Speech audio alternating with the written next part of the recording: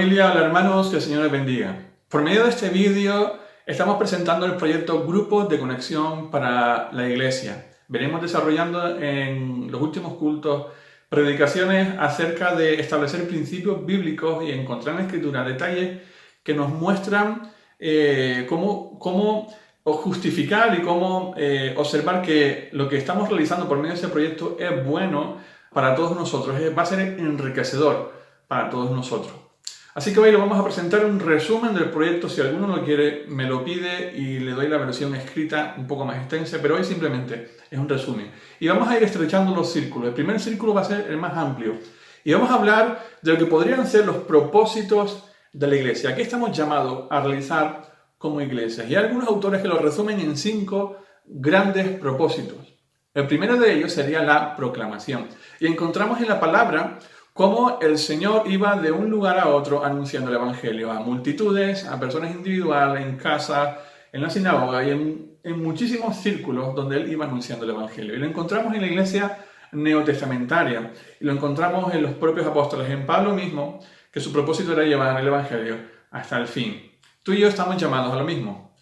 Somos llamados a anunciar las virtudes de aquel que nos llamó de las tinieblas a su luz admirable.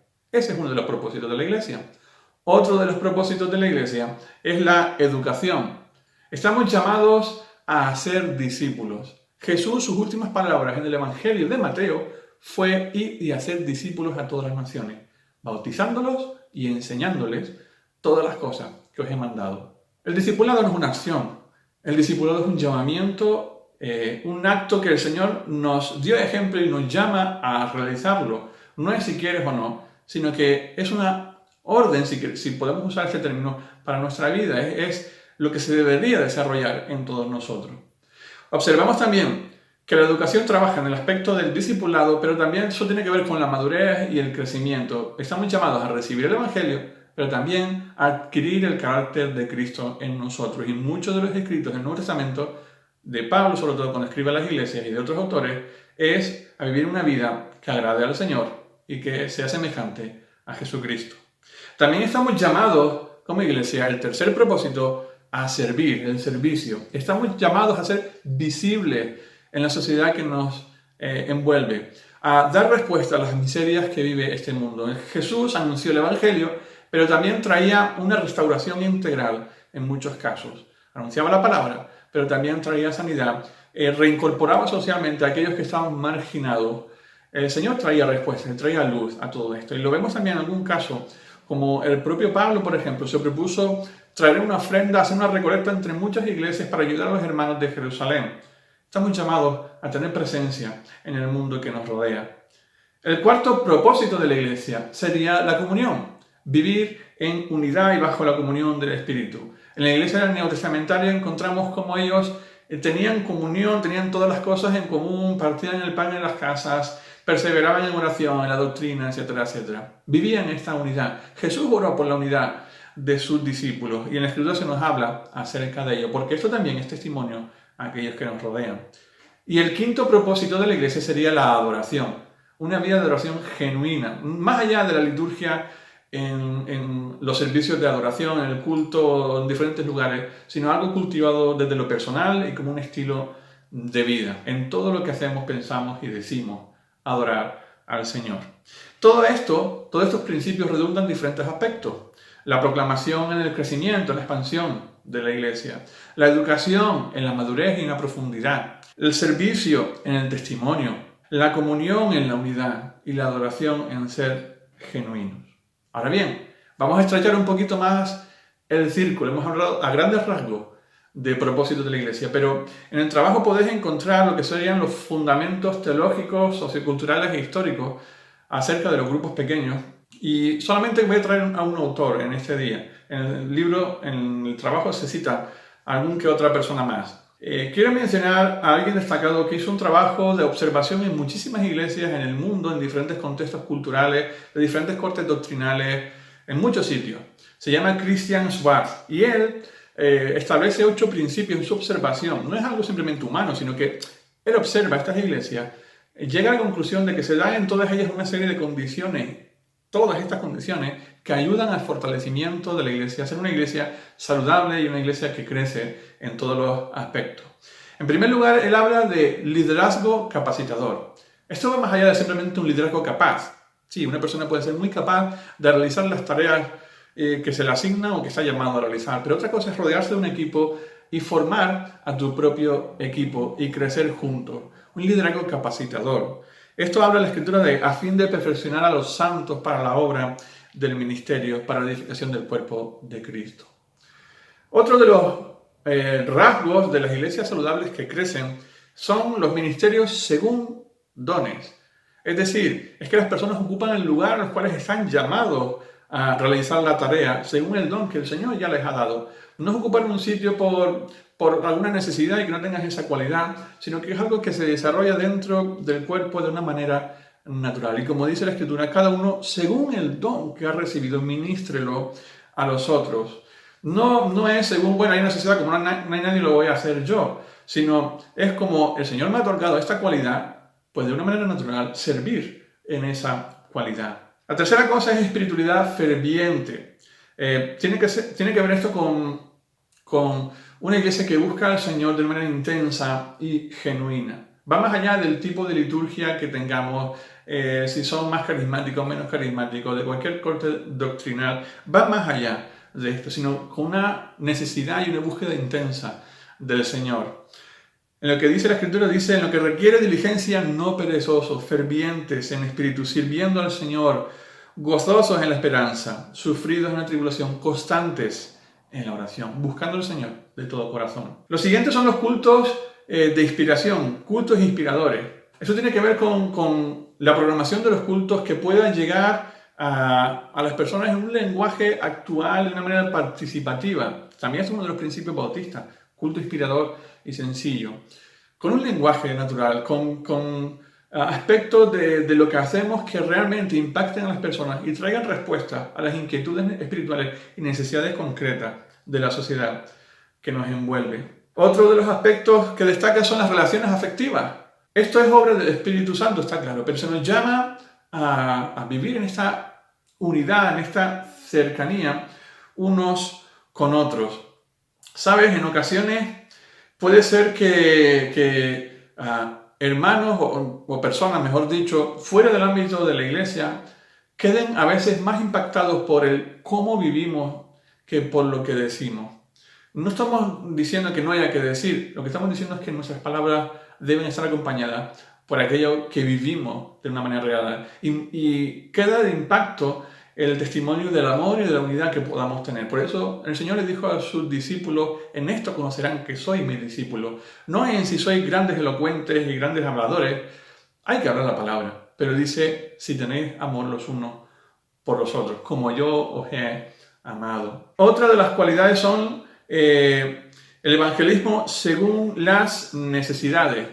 Esto tiene que ver con traer respuestas a las necesidades concretas en el mundo que nos rodea. Ayudar en las diferentes circunstancias, qué inquietudes nos rodean en la cultura de estos tiempos. Estructuras también funcionales.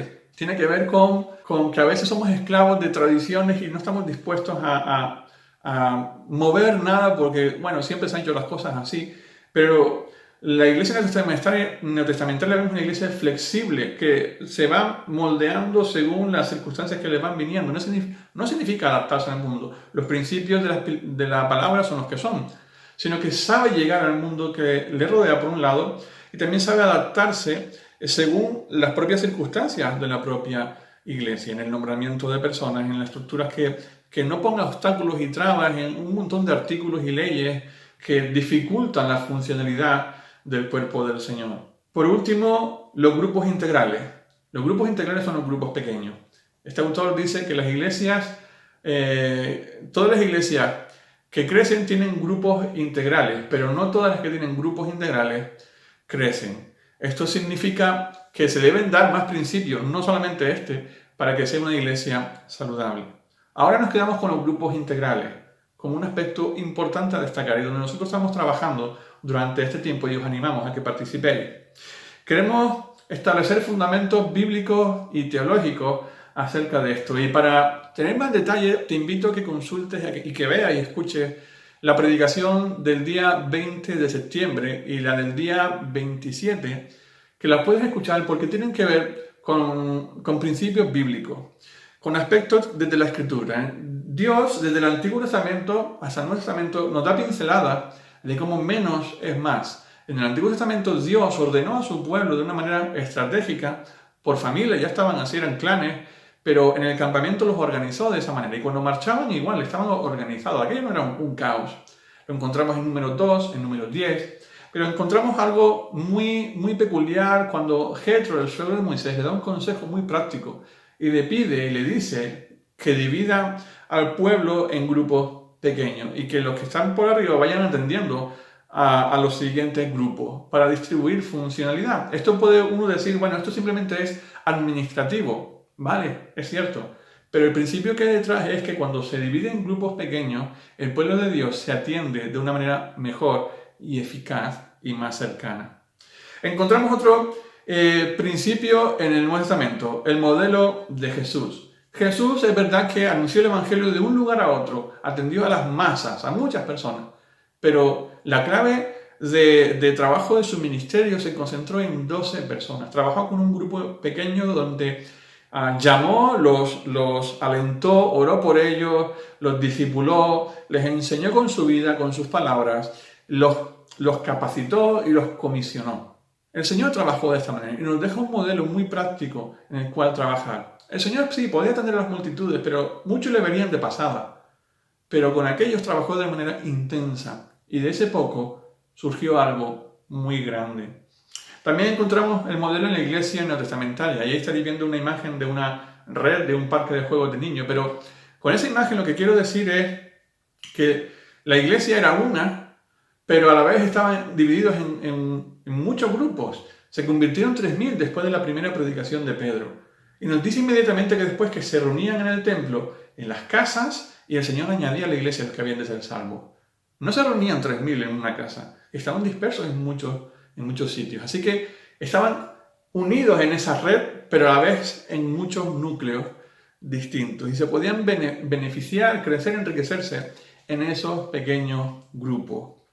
Ahora bien, estrechamos aún un poco más el círculo. Bueno, ¿y en qué beneficia el que podamos trabajar en grupos pequeños?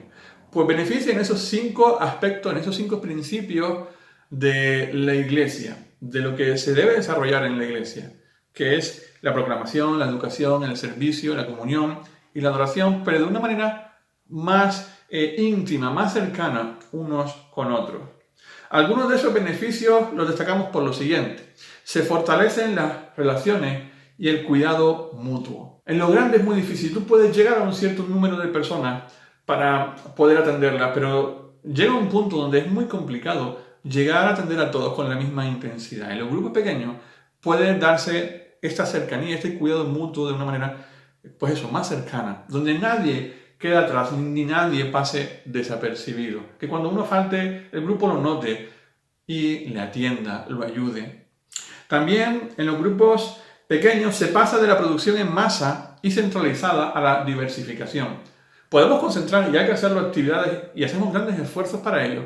Un festinadal, sea una actuación de un coro con fines evangelísticos o hacer una campaña, y se invierte mucho tiempo en algo que se va a realizar un día en un tiempo concreto y a veces un tiempo muy corto. Pero el trabajo en grupos permite hacer algo continuado, donde las personas fuera de la iglesia pueden venir a esos grupos, escuchar el testimonio, escuchar la palabra de Dios y ser algo semana tras semana y en muchos núcleos distintos. Se pasa de la producción en masa a algo más cercano. También otro de los beneficios es que se pasa de vernos las espaldas a vernos las caras. Es cierto que es muy bueno y enriquecedor estar todos juntos adorando al Señor, pero estamos sentados en fila. Pero es distinto cuando estamos en un grupo reducido y nos vemos las caras, podemos compartir, podemos intimar, podemos abrir nuestro corazón en esos contextos. Es enriquecedor. Y esos tiempos también son necesarios junto con lo otro, claro que sí. Otro de los beneficios es que se rompen menos barreras en la labor evangelística. Al estar distribuidos en muchos grupos, puede servir estos grupos de nexo puente para que personas que quizás no vengan directo a una iglesia accedan a un grupo pequeño, más íntimo, más familiar, más informal, y ahí se da a conocer lo que es iglesia. Eso también es iglesia. Donde están 2 o 3 reunidos en mi nombre, ahí estoy yo. Un grupo pequeño también es iglesia, porque tú eres iglesia, no es el lugar, eres tú la iglesia del Señor. Otro de los beneficios es que se crea un ambiente desenfadado y flexible. Va más allá de la liturgia, va más allá de un lenguaje unidireccional, sino va de compartir, de un ambiente más relajado, donde uno abra su corazón, donde uno exprese sus inquietudes. Lo podéis hacer rodeado en torno a una mesa, un café o lo que queráis, pero es un ambiente más desenfadado y más flexible. Se fomenta también la participación, la confianza y la reciprocidad.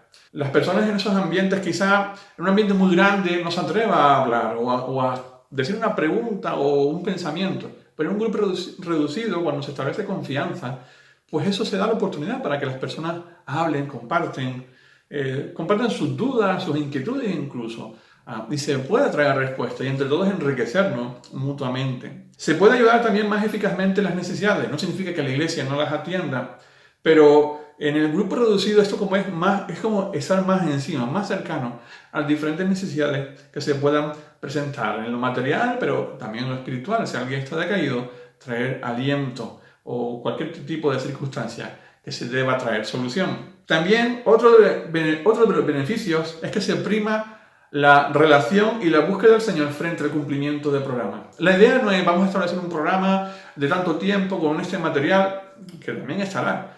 No, la idea es, más que abrir un libro, es abrir el corazón.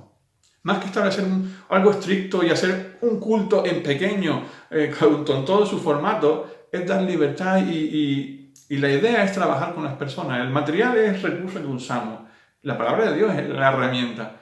Pero la idea es trabajar juntos y crecer juntos, primar las relaciones por encima de programas.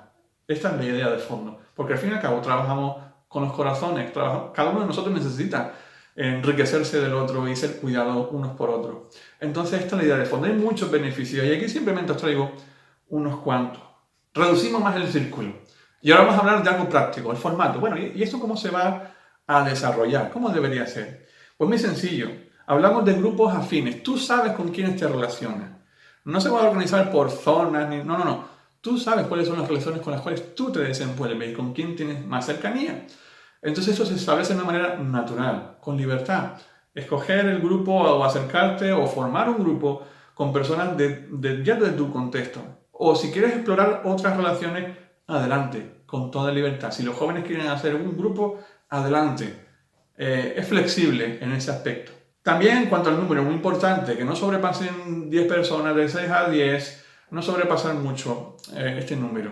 Y en estos tiempos también que corren, ser flexibles en cuanto a las circunstancias que se puedan desenvolver. Si vuelve a haber otro confinamiento o algo parecido, existen medios para seguir haciendo las reuniones vía digital y seguir cuidándonos unos a otros, pero no sobrepasar este número de personas. Libertad y flexibilidad en la organización. Esto quiere decir que cada grupo se autogestiona como quiera, el día de la semana que quiera, la hora que quiera y el tiempo que quiera.